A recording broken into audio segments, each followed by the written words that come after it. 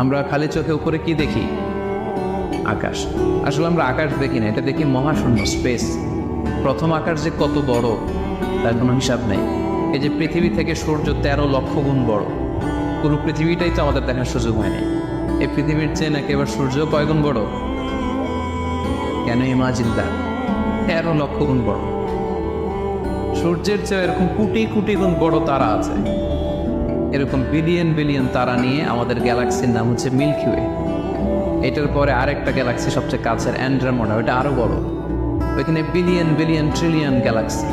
এরকম প্রত্যেকটা গ্যালাক্সি ঘুরছে, প্রত্যেকটা তারা তাওয়াফ করছে মহাশূন্যে।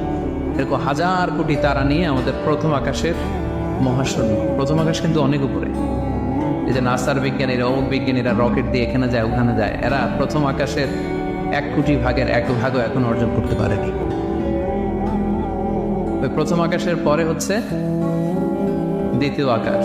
ওই দ্বিতীয় আকাশের তুলনায় প্রথম আকাশটা কত ছোট শোনেন। আপনার হাতের আংটি যদি আপনি বিশাল মাঠের মধ্যে ছেড়ে দেন, একটা মরুভূমির মধ্যে ছেড়ে দেন, পুরো মাঠের তুলনায় হাতের আংটি যত ছোট, আল্লাহর দ্বিতীয় আসমানের তুলনায় আল্লাহর প্রথম আসমানটা ঠিক তত ছোট। দ্বিতীয় আসমান আরো বড়, তৃতীয়টা আরো বড়। যত উপরে ঊর্ধ্বাকাশের যত কাহিনী একটার চেয়ে একটা বড়, এরকম 7টা আকাশ। তার উপরে সিদরাতুল মুনতাহা, বর্ডার এরিয়া। তার উপরে লা জামান লা মাকান, ওইখানে সময়ের হিসাব নাই, স্পেস নাই, সময় নেই। কারণ আল্লাহর সময় দিয়ে বাঁধা যায়?